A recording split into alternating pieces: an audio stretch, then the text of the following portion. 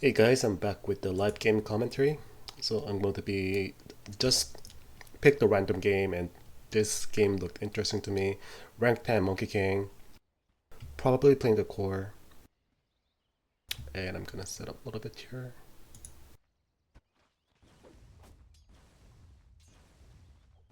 Okay, Monkey King, 7 core.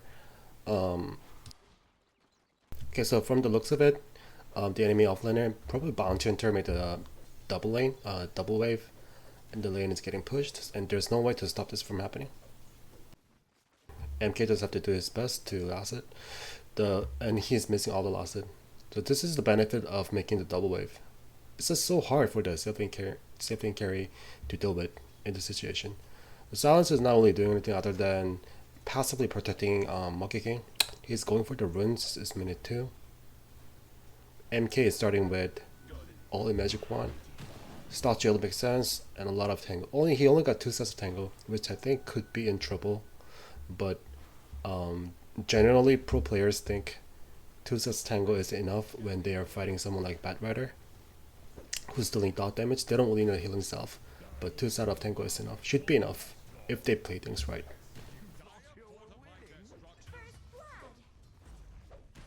Okay. What's really impressive to me is that Monkey King is not scared of last hitting and denying under the tower. So that is something that we can think of applying it to our own games. He's doing really well. Okay, he's not even scared of using his bundle strike, the stun, to last it. And Bounty was here. MK has no sentry. It looks like he's gonna die. He has to die here. Like there's no way out. So this is and he bought the Brambles before he died. Okay, let me look at the lineup first. So I actually wanna go over the lineup. Okay, it was MK safe and carry. Gyro was middle. Okay, this is actually okay. I don't see that many often. Gyro mid, Winter Wyvern as a support, Tuskar Roamer. Wait, what? Oh, it's Wyvern offlane. And Silencer was the support. Very interesting. So I'll tell you this. The Silencer is actually not doing his job. Silencer is not like if you've seen the minimap, Silencer is at the top lane, but this is not where he should be at. Silencer should be at the bottom. Helping Monkey King. Not sure why he's not in the bottom lane. They didn't even block the creep. Okay, so this is something that I'm gonna tell you guys. So when you're playing Seven carry, and when you're playing against a really strong offlaner like Batrider, so in which like you just can't win the lane, and the best solution, the best way that things are gonna turn out is just break down even. What support should do in this type of situation is just single pull every fucking wave you get, and the entire point of doing it is to lure the Batrider, so the MK actually has even a brief amount of time he'll be free farming. Because what happens if a support is gonna pull here? Batrider will know that the support is pulling, and instead of fucking with Monkey King, Batrider will go to the support and he'll fuck with the support. So does that make sense? So that's how Monkey King actually managed to survive in a lane like this. If it's solo like this, Monkey King is like just keep trying to like just position himself really well and like run away with his tree dance when it's too high with the stack. He has to just get back and he's missing a lot of CS. So this is definitely a really hard lane for Monkey King, and they have to swap the lane if they want to win this game. They have to swap the lane. There's Monkey King is just doing his best to survive, but this cannot be played. He cannot play his game in this manner. Even Bounty is bottom now, and if they find a Monkey's gonna die. They can just easily break the tree with his tango. Troll is here, so MK is actually doing a really good job in making his space, like running away. The Dire team was ready to dive in, but MK managed to survive. So this is what MK is doing right now. Okay, so like my team is not responding well. I don't have a space to farm, so all I can do is just to stay alive, try to survive, and make space to my team. And as you can see in the minimap, the entire Radiant team is shifting to the bottom lane, and Troll was in kind of out of position and looks like he's gonna die. Got stunned and Troll is dead. Very good kill. Even Silence is still in from it. That's pretty cool. So their team actually, wow. I don't understand why Bad Rider had to rotate to top lane. This is something that I'm not understanding. Maybe they are, I don't know. Yeah, I do not understand the rotation. I'm not saying that the rotation was wrong, but I don't understand why they're doing, because they are 7k, 6k, 7k players. I'm only like 5.5. So maybe there is something greater in that plan that they have, but my prediction is if Bad Rider just had stayed bottom, Monkey King would not have been able to farm like this. So I don't understand why Bad Rider had to leave his lane.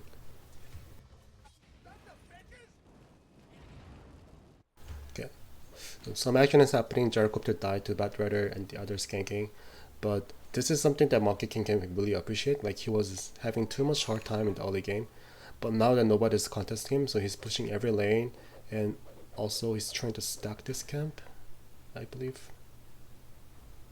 He didn't even stack. Did he? Okay, yeah, he did.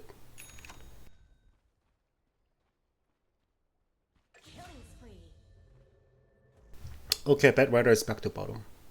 I think Bad Rider like had to TP to top lane just to react from Radiant team gankings, something like that. But yeah, Bad Rider should never have left this lane when he was dominating too much. So Monkey King kept using his tridents to kite Bad Rider. Too much stack. Bad Rider is going to just dive in, and MK is just gonna die. Rubik is bottom. Silence is a 3 versus 2 fight.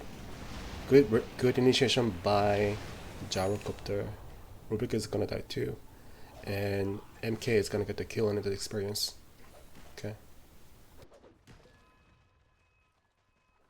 He finished the face boots. So this is something.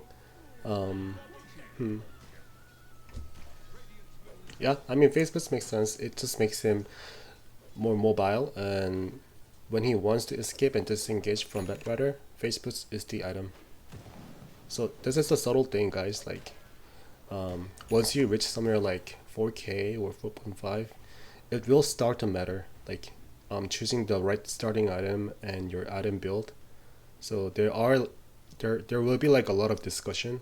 There should be a lot of like discussion happening to your mind, whether should I get face boots or should I get Akula. And in this game, face boots make sense because it helps you to play the lane better against Bad Rider. If not, if this was someone else, if you wanted to capitalize on pushing the lane, getting the Akula would have made sense, which in most cases it does. Bad Rider is jumping in because he has a 4 stack on Monkey King. Don't think he's gonna survive. So this is the strength of Bad Rider. He is already level 7. I think he is going for the drum. So this is the something also that okay, is he gonna die to Silencer? He might even die. No, he has a bottle. It's not. That was a close one though.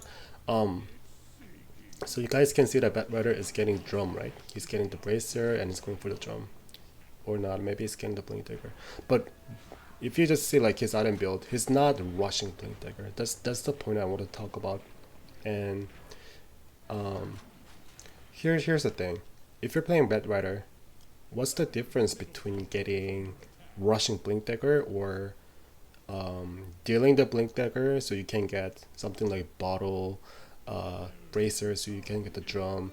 There's actually a plan into it. Don't just blindly follow the pro player's item because they just got it. Okay, he's diving in. Close one. One more. Okay. That range though. So when Bad Rider does not rush blink dagger and gets like all the stats item and bottle like items like that, it's basically saying that Bad Rider wants to have prolonged laning stage. So the laning stage is over at like minute 10, right? In this meta right now. At minute 10, laning stage is over, and they go roam, they swap the lane. But when Bad Rider actually gets items like drum, he becomes stronger in the lane because he gets more stats. he gets more movement speed from, you know, all the like everything is useful from drums, right?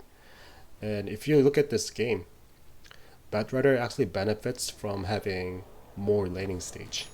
He knows that he can easily dominate Monkey King. Well, when the support is standing behind him, it's gonna make him harder. But we have seen that Monkey King is suffering a lot in the laning stage, so this makes sense. So this is something that I want to talk about, because like I see like many players just getting the items because good players get those items. I'm gonna get the same thing, but no, there has to be some thinking process, and everything should be logical. Okay, and his next item was Aquila. It's pretty standard build of MK support, MK carry. He's gonna die here.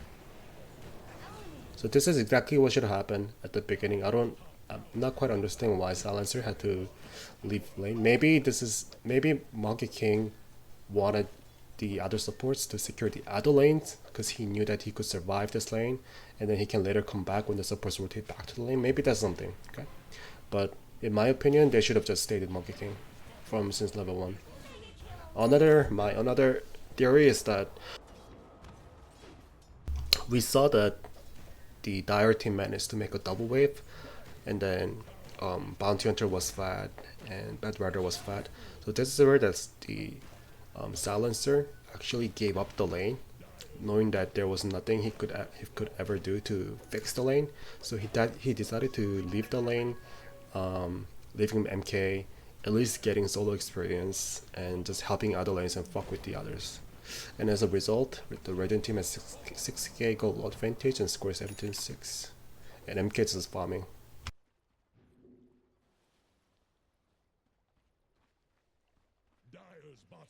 10 rank, triple digit, 72, 82. So everyone is really high in red. They are 6 to 7k players.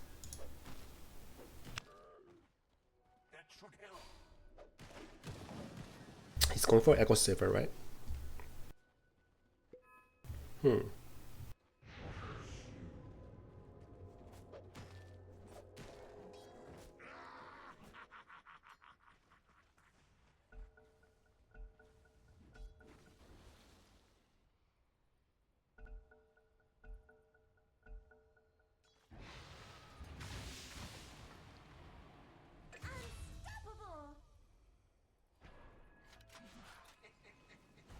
Seeing that they are all chatting a lot, I think this game is from Southeast Asia. Yep, I'm pretty sure this is Southeast Asia game. MK roaming at very good timing. Rubik might survive this since they have a shrine. But Putzcar is coming now, they're gonna die.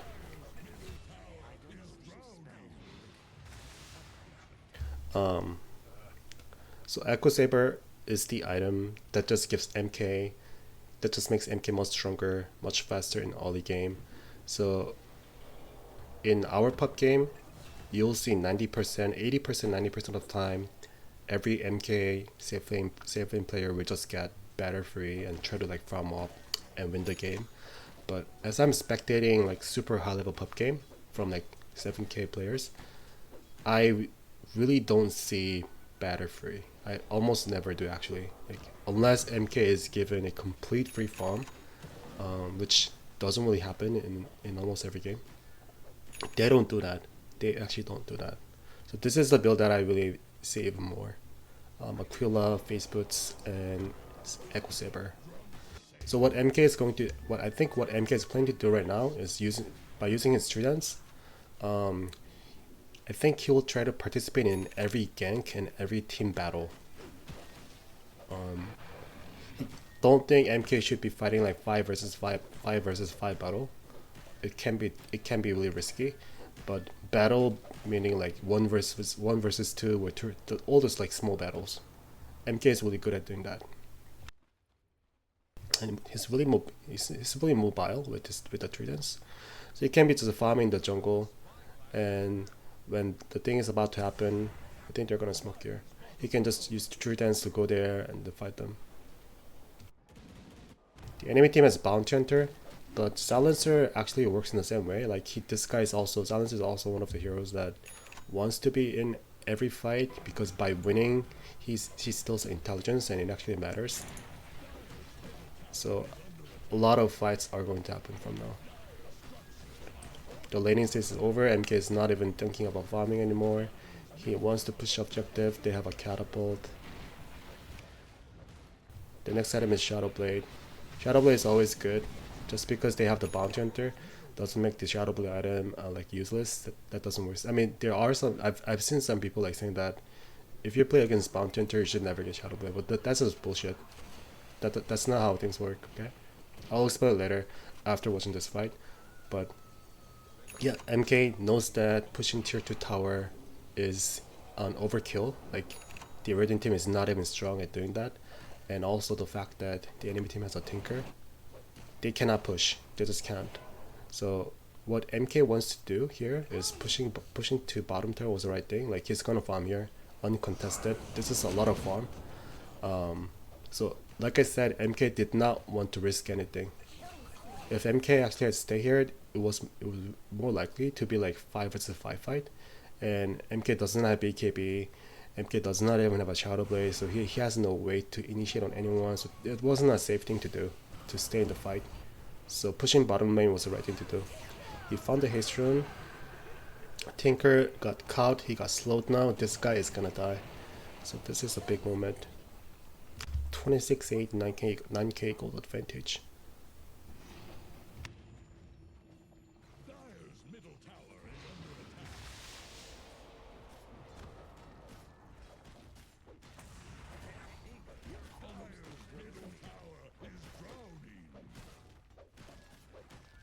They're gonna get tier 2, right?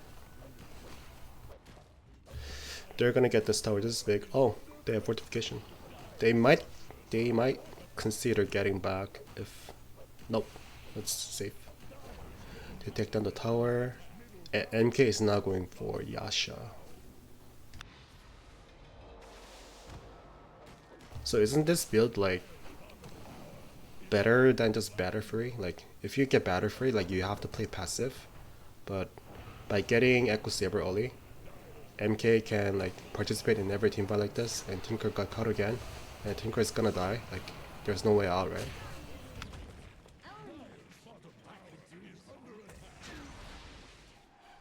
So I really like the way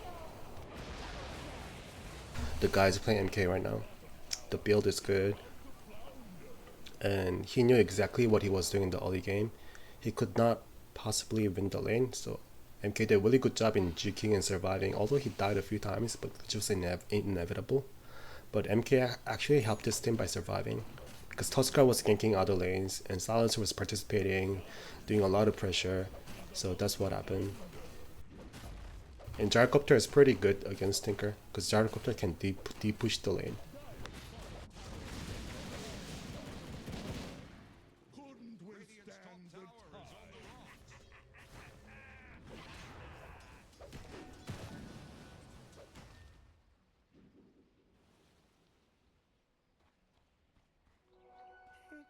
I'm surprised that this guy is not getting Shadow Blade. He was gonna get the Shadow Blade, but he's going for the Manta style. So he bought the ultimate orb. I don't think he's gonna rush Scotty, which makes sense. Scotty gives him a lot of stat, a lot of HP. But yeah, he will get the Manta style. Manta is good at dispelling the track from Bounty Hunter. It's decent against Tinker, but BKB is better. But what Manta does is, I actually don't know. It's not getting Diffusal Blade. 20 attack speed as a talent. Yeah, what does Manta do in this game other than just dispelling himself from the track? Wasn't Shadow Blade the better item? The Radiant team is not much stronger. The Radiant team is pressuring the enemy by farming the enemy jungle, and Rubik doesn't seem to be a smart player. Out of position is gonna die. Stun!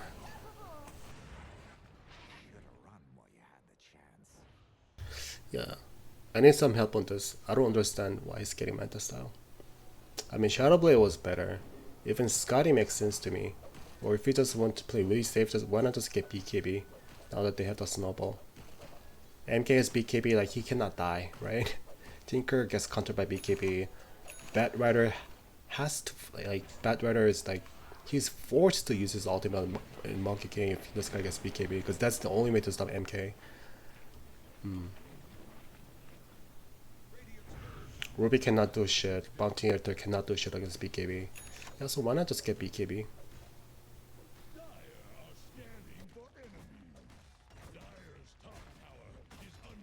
I've seen under MK in my game getting Diffusion Blade and Manta, and it actually worked. I was surprised. Pleasantly surprised. But this guy's not getting Diffusion Blade. So let me see how things work out. But at this point, like, they have 14k gold advantage. Anything will work. Unless they throw really hard, anything will work. But my beef right now is that I have been into this type of game, many times, and we lost because my core did not get BKB against Tinker. If you're playing against Tinker and you're not getting BKB in our puck game, you're playing the game wrong. So that's just my sense. I think you should always get BKB as a core. He got Manta now, so this is how he's doing it. Disabling Manta applies the basic dispel to himself. So whenever he's dragged, he's gonna just do Manta style. Okay, so Rubik is feeding. Hey, he's feeding, right? This guy's feeding.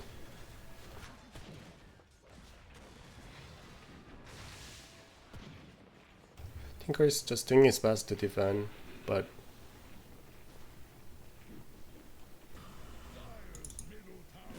it's not even close to better. Okay, so this is why the Dark team is gonna lose. This guy farming Batter Free was the game losing move. So the two sibling carry, they played really different. Troll was the one who was stubborn on like getting meta item. I am fucking carry, I should get Batter Free. So this guy's farming Batter Free in this fucking game, and he didn't even get Batter Free at minute 22. And MK did not get Batter Free, which was the correct decision. He got all the items, and now like he got a lot of kills, right? So instead of farming the creeps with the Batter Free, MK was farming the heroes after post minute 10, after like level 11, somewhere like that. But look at Troll, he's not even, he cannot even get a Batter Free at this time, at this minute. So, okay. So the game is over. I think MK just got the Manta style just to dispel the track, and Manta actually increases the DPS, so it's a decent item. But honestly, if you're like at this side of the game, any item could have worked.